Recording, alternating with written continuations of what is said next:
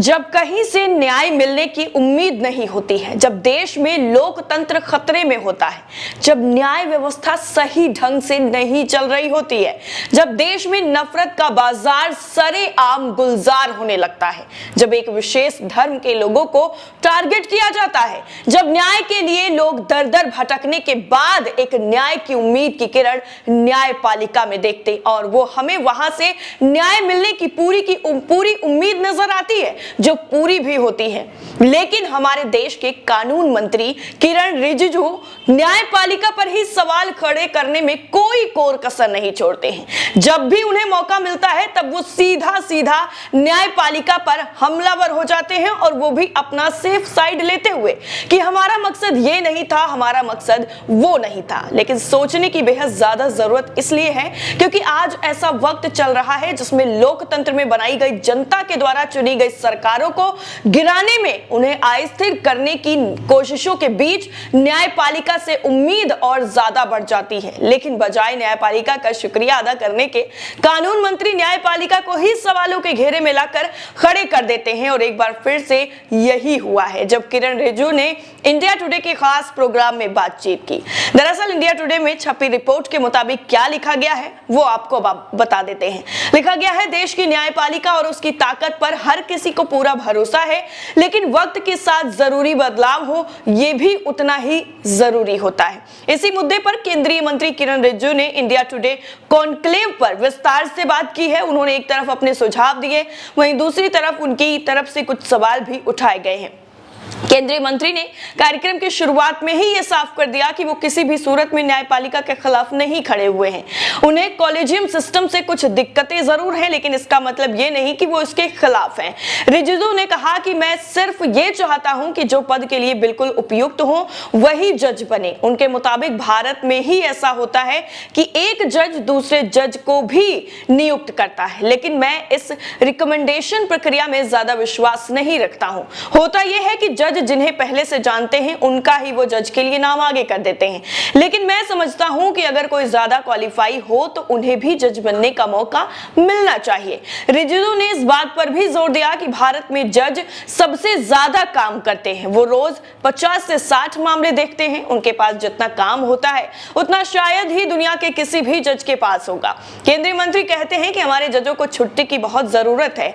लोग सवाल जरूर उठाते हैं कि उन्हें साल में 3 बार छुट्टी क्यों मिलती है, लेकिन जितना काम वो करते हैं उन्हें उस छुट्टी की जरूरत है। अगर वो ब्रेक उन्हें नहीं मिलेगा तो जजों के स्वास्थ्य पर इसका खराब असर पड़ेगा। इस समय न्यायपालिका के सामने पेंडिंग केस का भी बड़ा मुद्दा है। जज कम है लेकिन मामले बढ़ते जा रहे हैं। इस बारे में किरण रिजिजू बताते हैं कि आधे से ज्यादा ऐसे मामले हैं जिन्हें सुप्रीम कोर्ट में आना ही नहीं चाहिए था, फिर चाहे वो जमानत याचिका वाले केस हो या फिर कुछ ऐसी याचिकाएं जो निजी इंटरेस्ट से प्रेरित होकर आती हैं। रिजिजू ये भी मानते हैं कि कई ऐसे भी मामले होते हैं जो मध्यस्थता के जरिए भी सुलझाए जा सकते हैं। इसी को लेकर एक बिल भी लाया गया है। सरकार इस समय युवा वकीलों को ढूंढ रही है जिन्हें मध्यस्थ बनाया जा सके। केंद्रीय मंत्री ने कार्यक्रम में एक बड़ा बयान देते हुए कहा कि भारत में जज चुनाव का सामना नहीं करते हैं, लेकिन जनता उन्हें भी देखती है, उन पर पैनी नजर रखती है। राजनीति में तो फंडा सिंपल है, हर 5 साल में चुनाव होता है। जनता ने चुना तो सरकार में बैठेंगे, नहीं चुना तो विपक्ष में। लेकिन न्यायपालिका कोई चुनाव फेज नहीं करती है, लेकिन जनता उन पर नजर जरूर रखती है। राजद्रोह कानून को लेकर भी सुप्रीम कोर्ट द्वारा जो फैसला दिया गया था, केंद्रीय मंत्री उससे भी बिल्कुल संतुष्ट नजर नहीं आए। उनका मानना है कि सरकार ने पहले ही कहा था कि वो इस मुद्दे पर काम कर रहे हैं, प्रावधान बदले जाएंगे, लेकिन इंतजार नहीं किया गया। इसी वजह से मैंने लक्ष्मण रेखा वाली बात कही थी। उन्होंने अपनी जो चेतावनी दी थी सुप्रीम कोर्ट को, उस चेतावनी को भी इस बात से कैसे कवर किया वो आपके सामने है। आगे वो कहते हैं कि सभी की अपनी एक सीमा होती है। इस सब के अलावा किरण रिजिजू ने जम्मू कश्मीर पर भी विस्तार से बात की। उन्होंने एक बार फिर से कहा कि देश के पहले प्रधानमंत्री जवाहरलाल नेहरू ने कुछ बड़े ब्लंडर किए थे, इसके दस्तावेज मौजूद हैं, उन्हें नहीं ठुकराया जा सकता है। उन्होंने इस बात पर भी जोर दिया कि 370 हटने के बाद एक बड़े ब्लंडर को ठीक किया गया है जो मोदी जी ने किया।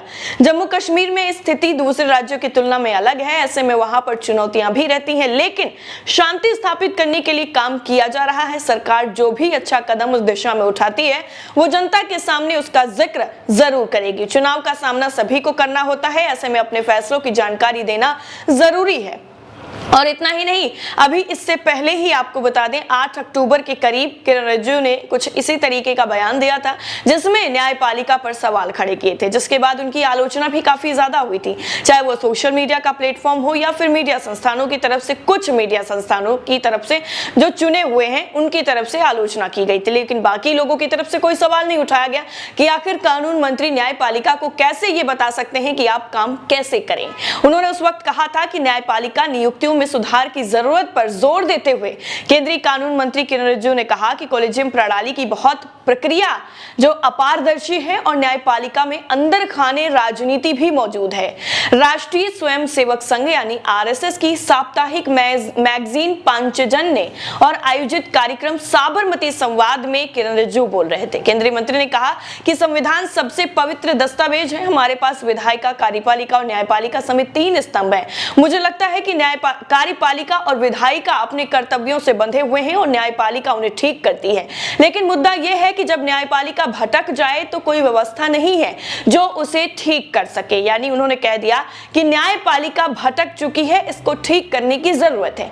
रिजिजू आगे कहते हैं कि भारत एक वाइब्रेंट लोकतंत्र है, कुछ समय के लिए तुष्टीकरण की राजनीति भी देखी गई। उन्होंने यह भी कहा कि भारतीय जनता पार्टी सरकार ने न्यायालय को कभी कमतर नहीं किया, ना ही कोई चुनौती दी, बल्कि खुद किरण रिजिजू जो है वो न्यायपालिका को कैसे चुनौती दे चुके थे लक्ष्मण रेखा वाले मामले में, वो आपके सामने है। आगे कहते हैं मंत्री की न्यायपालिका सक्रियता जो है वो पूरी तरह से जरूरी है। जब हम राष्ट्रीय न्यायिक नियुक्ति कमीशन लाए तो इसे चुनौती दी गई और सुप्रीम कोर्ट ने इसे खारिज कर दिया। अगर न्यायालय को रेगुलेट करने के लिए कोई व्यवस्था ना हो तो उसे न्यायिक सक्रियता की तरह इस्तेमाल किया जाएगा। कई जजों के पास अवलोकन होता है लेकिन वो अपने आदेश का हिस्सा नहीं बनाते। उन्होंने अपने विचारों को आकलन के जरिए भी जाहिर कर दिया। समाज में भी इसका विरोध हो रहा है। अच्छा होगा कि जज अपने आदेश के जरिए अपनी राय दे।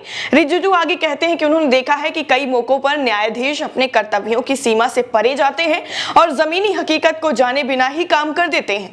जब न्यायपालिका अपनी सीमा से परे चली जाती है, न्यायाधीशों को प्रैक्टिकल मुश्किलों या वित्तीय हालातों के बारे में पता नहीं होता है। अच्छा होगा कि लोग अपने कर्तव्यों पर फोकस रखें, अन्यथा लोग ये भी कह सकते हैं कि हम कार्यकारी सक्रियता कर रहे हैं। इस तरह से उन्होंने पहले भी न्यायपालिका पर सुप्रीम कोर्ट पर सीधा सीधा सवाल खड़े कर दिए थे, लेकिन इस बार जिस तरह से इंडिया टुडे के कॉन्क्लेव में बात करते हुए किरण रिजिजू ने यह साफ तौर पर कह दिया है कि जो न्यायपालिका है वो सरकार नहीं चलाएगी, न्यायपालिका सरकार नहीं चलाएगी, जनता सरकार चलाएगी।